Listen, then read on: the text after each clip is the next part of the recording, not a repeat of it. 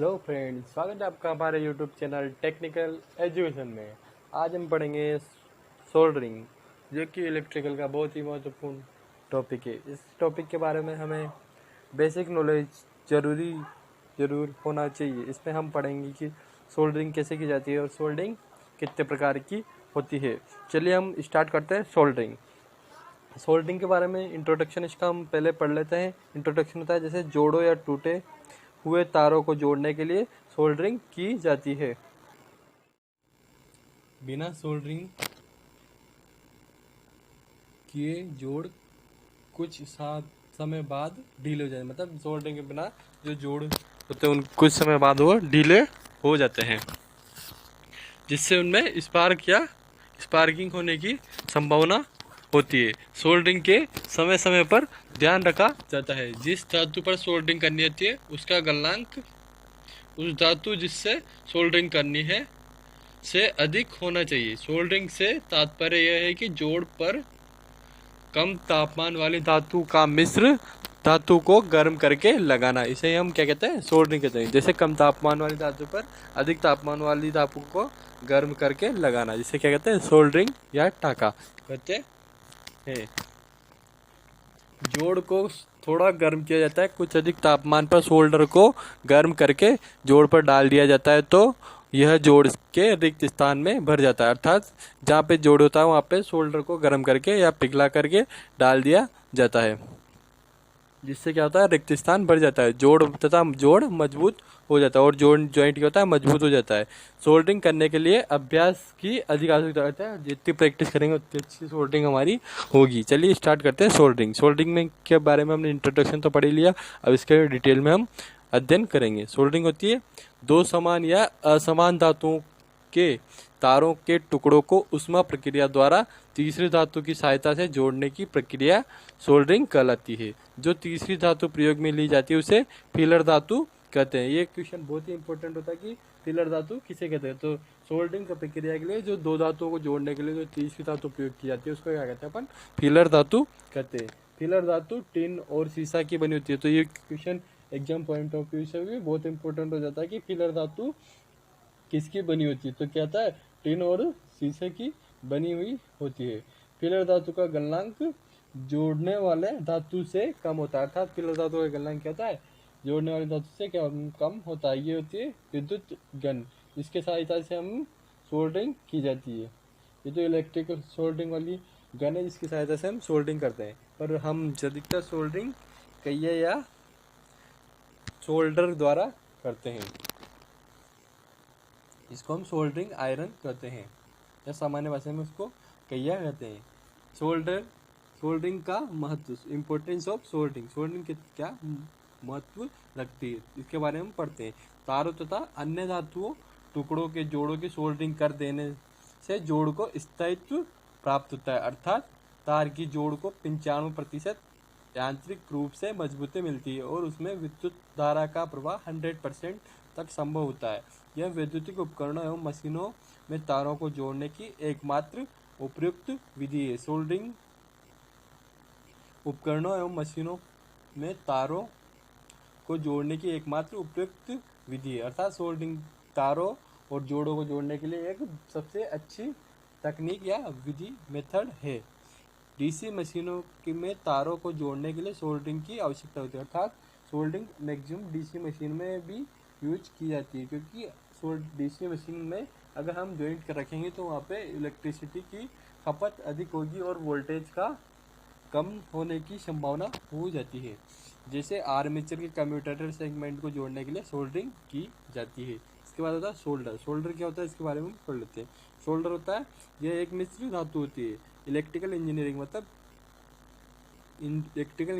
में सोल्डर कहलाता है। अर्थात मिश्र धातु को क्या कहते हैं? सोल्डर कहते हैं, जिसमें टिन और लेड का विभिन्न अनुपातों में मिश्रण होता है। अर्थात सोल्डर में क्या होता है? टिन और लेड का विभिन्न अनुपातों में मिश्रण बना होता है। इसको हम आगे पढ़ेंगे। और इसका गलनांक उन धातुओं के गलनांकों की अपेक्षा कम होता है। इसका उपयोग तांबा, पीतल और लोहा आदि में किया जाता है।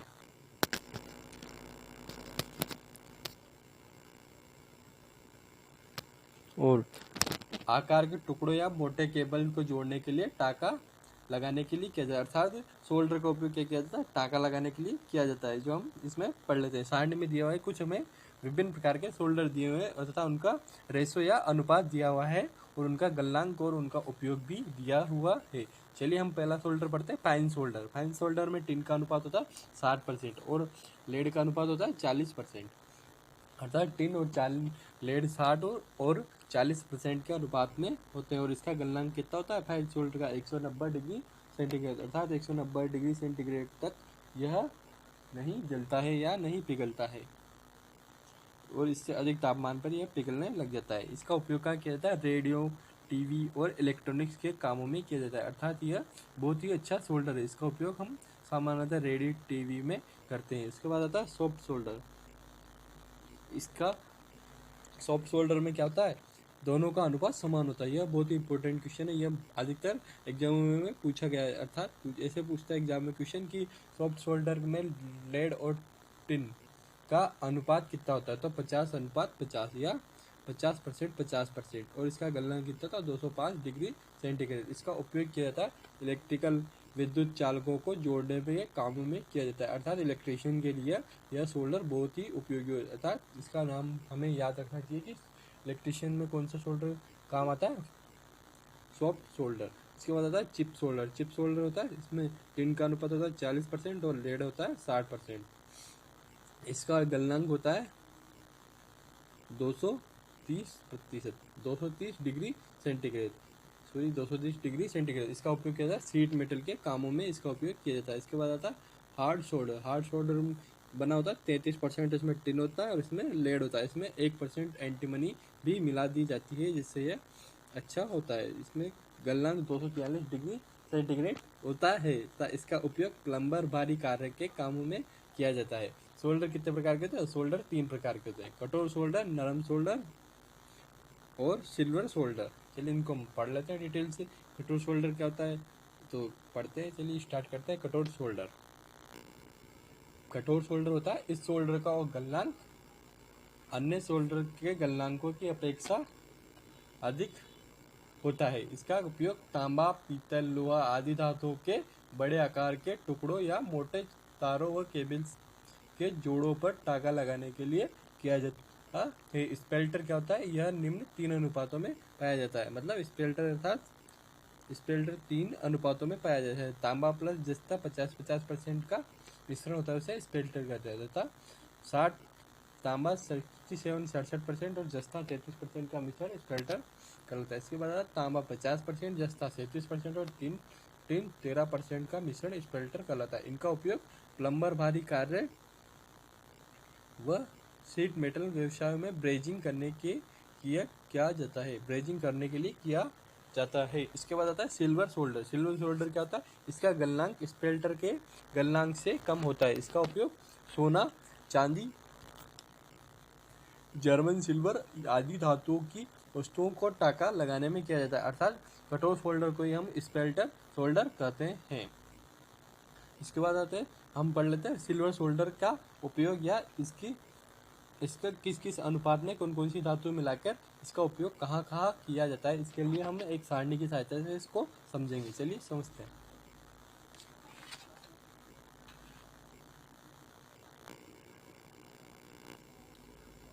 सोल्डर धातु है, इसमें आते हैं पहला तांबा, दूसरा चांदी, तीसरा सोना, चौथा जस्ता, निकेल और इनके उपयोग। इस हिसाब से हम इनको पढ़ेंगे। चलिए पहला आता है इसमें 33% तांबा प्लस 67% चांदी मिलाकर के इसका उपयोग चांदी के टाके लगाने में किया जाता है। इसके बाद आता है 20% तांबा और 10% चांदी और 70% सोने का उपयोग स्वर्ण आभूषणों में किया जाता है, अर्थात इसमें से क्वेश्चन हमसे डायरेक्टली ऐसा पूछ लिया जाता है कि स्वर्ण आभूषण में कौन सा सोल्डर प्रयोग किया जाता है तथा उस सोल्डर का रेशो कितना होता है। तो उसमें से डायरेक्ट हमें बताना होता है कि 20, 10 और 70%, अर्थात तांबा 20%, चांदी 10% और सोना 70% उपयोग में लिया जाता है। और रजत के आभूषण, अर्थात रजत या सोने या चांदी के आभूषण, चांदी के आभूषण बनाने, रजत यानी चांदी के आभूषण बनाने में 20%, 70% और 10% अर्थात 20% तांबा, 70% चांदी और 10% जस्ता मिलाकर उसके आभूषण बनाए जाते हैं। इसके बाद होता है जर्मन सिल्वर में टाका लगाने के लिए शोल्डर प्रयोग किया जाता है। कौन कौन सा इसमें होता है? तांबा 10%, सिल्वर शोल्डर ही प्रयोग किया जाए। हम सिल्वर शोल्डर पढ़ लें तथा इनके उसमें से उनका रेशो पढ़ रहे हैं। सिल्वर शोल्डर में 50%, सिल्वर शोल्डर अर्थात जर्मन सिल्वर के लिए 35%, और चांदी इसमें होता है 55%, और निकिल होता है इसमें 10%। इसके बाद आता है नरम शोल्डर अर्थात सॉफ्ट शोल्डर। इसका गलनांक सिल्वर शोल्डर के गलनांक से भी कम होता है। इसका उपयोग निर्माण में टिन और शीशे का धातुएं प्रयोग लिया अर्थात इसके निर्माण के लिए टिन और शीशे की धातुएं प्रयोग में ली जाती है। अर्थात शोल्डर में टिन की मात्रा जितनी अधिक रखी जाती है उतना ही उसका गलनांक कम होता है। वैद्य के उपकरण के लिए 50% टिन और 50% लेड वाला शोल्डर प्रयोग किया जाता है। यह क्वेश्चन बहुत ही उपयोगी होता है क्योंकि इसमें यह पूछा जाता है कि नरम शोल्डर में टिन और लेड का अनुपात कितना होता है। तो इसमें यह ध्यान रखना है कि दोनों में समान अनुपात होता है अर्थात 50-50% टिन और शोल्डर होता है। अर्थात इसको ऐसे भी याद रख सकते हैं हम कि वैद्युतिक उपकरणों के लिए जो शोल्डर उपयोग में लिया जाता है उसका अनुपात क्या होता है। तो इसका अनुपात होता है 50-50%।